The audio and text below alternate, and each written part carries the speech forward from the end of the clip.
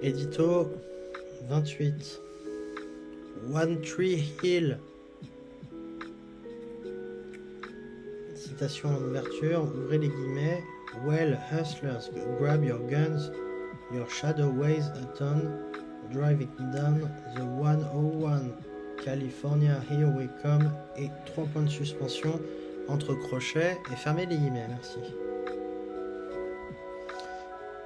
Eh bien mes amis, vous avez repéré la petite erreur. J'ai baptisé One Tree Hill avec le générique, que dis-je, l'eau de The Orange County. Les Français auront les frères Scott pour partie principale de la chronique et Newport Beach pour la comparaison. Loin de moi l'idée de tomber dans le star system, ce mot est en anglais, mettez-le entre guillemets. Comprenez monter Sophia Bush contre Mischa Barton. Je prendrai cette fois-ci encore le camp du petit.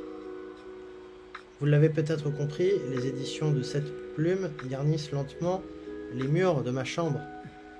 Plus personnel, il n'est pas. Comme j'ai moi-même découvert les trublions de trashtalk.co, résidents toujours plus parisiens et obsédés du détail, ceux-là mirent les premiers le projecteur sur les États-Unis à un point de détail qui serait proscrit si eux-mêmes ne juraient pas d'une poignée d'années d'existence et moi-même d'agrandissement et de rétrécissement de la carte du dit territoire sur plusieurs années. Les frères Scott vous emmènent à Tree Hill, original pour le pays à 50 États, ou plusieurs Auburn Hill, mais aussi Oak Hill et Oakland figurent déjà au registre officiel. Sachant que vous connaissez peut-être les Springfield,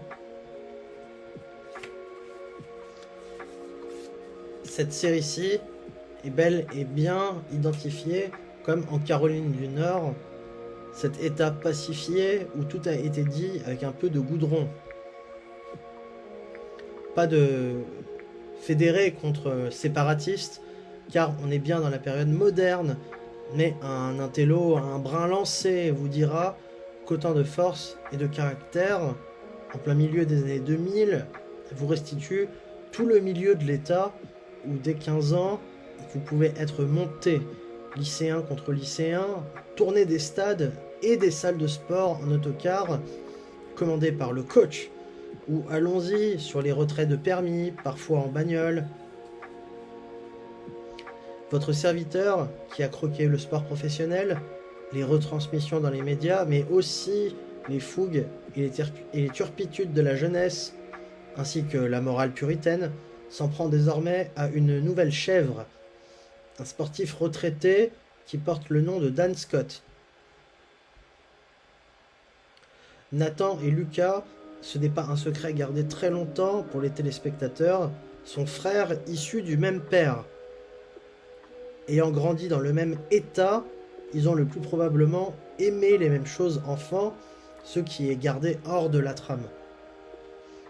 La série ouvre sur une sorte de tour de magie cinématographique, puisqu'ils sont immédiatement comparés et mettaient la mention entre guillemets dans leur dos, dans ce qu'ils savent faire de mieux. Nathan est en plein match de basketball pour les Ravens, l'équipe du lycée de Tree Hill, figurez-vous, et Lucas pour lui-même, pour le bitume, avec d'autres camarades exclus ou qui n'ont pas la préférence de l'entraîneur, tout simplement.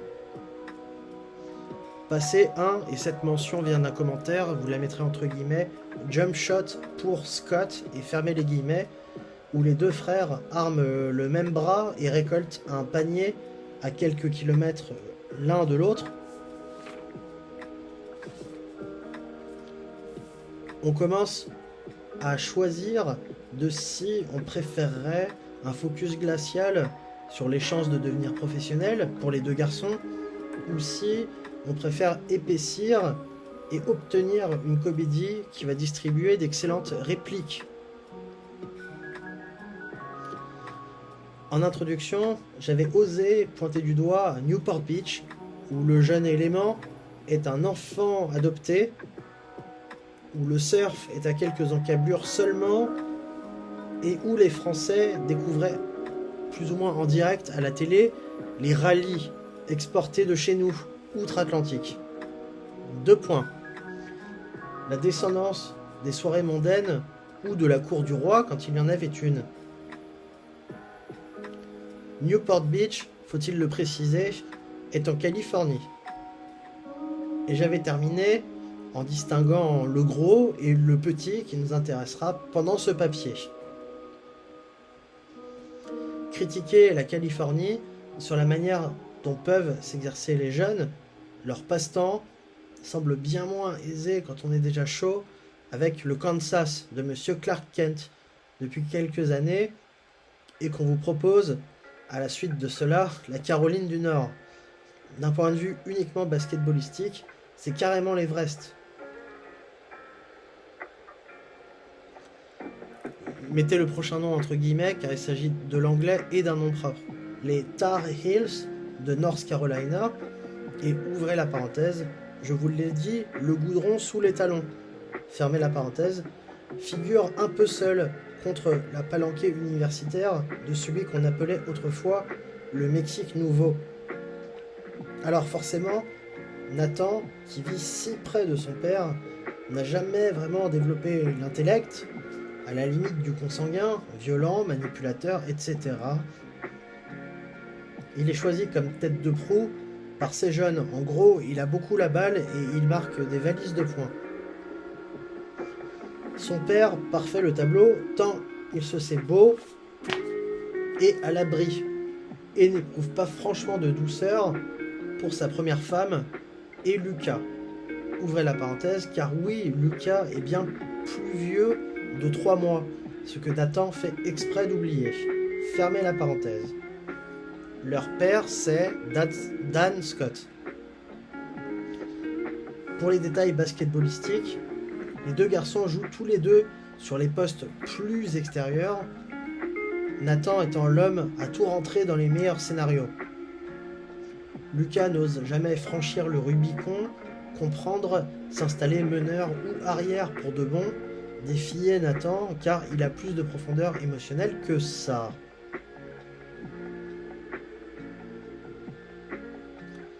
Désormais, nous introduisons Micro, Peyton, Ellie, Brooke, le coach et les deux familles recomposées pour faire circuler un peu le sang et l'oxygène. Monsieur Scott était lui aussi frère aîné de quelqu'un, Keith, ce jeune adulte qui prit soin de la première femme de son frère et évidemment de Lucas. Et c'est au milieu de quasiment un triangle amoureux par garçon, oui je sais, il fait très très chaud d'un seul coup, que nous découvrons cette facette des États-Unis. Une fille bien dans sa peau, c'est une pom-pom girl. Une pom-pom girl très bien dans sa peau, c'est la copine du capitaine, du go-to guy, et ceci est un mot en anglais. Ici, c'est Nathan au début. Une fille moins à l'aise, c'est la fille de la maison d'à côté. La vraie naissance de la girl next door, qui devient une connaissance de la mère ou du père, même adoptif. Avez-vous dit puritain ? Il y a à l'appel ceux qui se sentent encore moins bien. Verre de couleur rouge, en plastique, taille peinte, parfois tuyau d'arrosage de la canette jusqu'à la bouche, ou les premiers cachets bleus filmés et retransmis à la télé.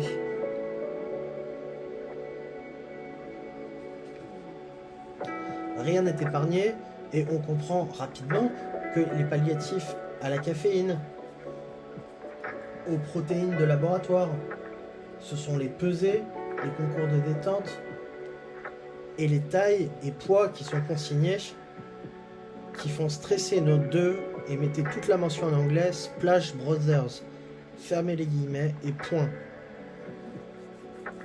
Moi qui avais toujours fait le cheminement inverse, on trouve Brooke dans le premier épisode qui n'a pas le temps pour ça et qui met à mal la route Oui, je sais, le goudron, encore.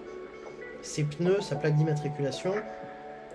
Et Lucas qui lui facture le remorquage. Alors, je l'avais amené au point d'annonce de cette chronique. Comment Monsieur Scott a-t-il vécu jeune jusqu'à s'élever si haut qu'il ait été choisi à un niveau acceptable du basket et d'une filière d'études? Ouvrez la parenthèse, le tour de main étant de ne pas quitter l'État, ce qui est l'écrasante majorité des Américains, fermez la parenthèse, et de finir somme toute patron et pouvoir voir son fils grandir.